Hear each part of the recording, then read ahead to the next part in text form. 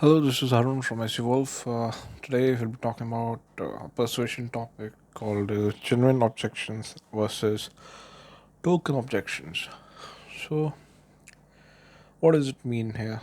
So, a lot of times when people will be giving objections, they might not be actual objections. So, here's the thing: as a persuader, you should learn to recognize that when you're getting an objection, whether it's a genuine objection or someone is just they need more confidence and they need more information for you to sell them, so they give you a token objection. So first of all, this kind of things, this is kind of a subtle thing that comes by practice, and you can't just read it in a book, and it'll kind of come with you once you try this. But I'll just give you an example. So if you're maybe buying something like buying a bicycle here, so if someone asks you a question like generally first I'll give you an example of genuine objection. A genuine objection is something that a teenager might ask you that is it a aluminum frame or a steel frame, and if you're having bicycles that are of steel frame and they say no, I don't want anything with a steel frame, that is a genuine objection because they might be aware of what they're looking for, and they know that this is something that they don't want. So this is a genuine objection. And what is an token objection?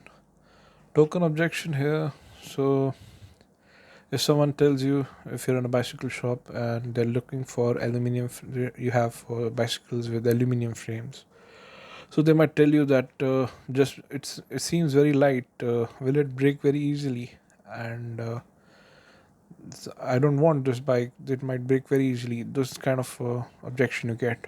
But if it is a bike that is of a genuine aluminum frame that is sturdy and it's not going to break easily, and it has a warranty from the manufacturer, and you know that it is something that it will not break easily, and the person is not maybe aware of the situation here, so you can tell them, no, no, no, that is not the case here. It is not going to break easily. We have this aluminium alloy. This is tested. It has a warranty, and this kind of standards here, and it can withstand up to this much weight and those kind of things. So those are token objections that you have to get rid of. Yeah. So important thing is you don't take a token objection and think that it's a genuine objection. So if you do that, you might lose on a lot of sales here, and a lot of times people would be wanting it, but they just want to be sure, and they want to maybe check if they're making the right decisions and those kind of things. And a lot of times it's something like no, I don't think I can afford it and those kind of things. But a lot of times they can, and maybe it's a question of is it adding enough value to them that they think it is good enough.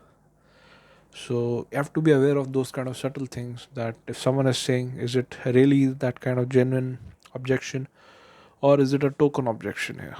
So maybe they're not ready. So once you get a token objection, you can understand what exactly is the thing they're concerned about, and you can address those kind of concerns. But if it's so here's the thing with genuine objections: if you get an objection that is genuine, so by all means you cover that objection as much as you can. You answer that question, you handle that objection as however you're trained to, or however is the right thing you usually do in that situations. And if it's something that you think it cannot be getting past, and if it is a genuine reason, so don't push it, let it be. So if someone is not buying, that is fine, and that is okay. But if it's a token objection and you are sure that this is something that they just need more confidence in you, in the product or service, and they need to understand more about the value that you bring, and maybe an offer, something like that. So you have to handle all those kind of token objections that someone gives you, and according to that answer them. Or a lot of times people are just token objections is something, no, I don't think I have the time, and those kind of things. So sometimes in a sales pitch you can maybe just ignore it and maybe go on with the pitch and handle the next kind of how can it adds value, and directly go to the close.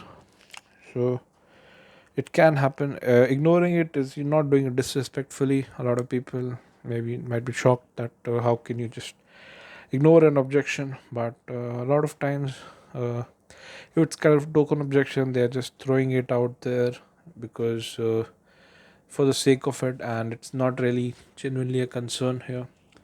So you can directly go on with your sales pitch and go for a close if you know that it's a token objection here.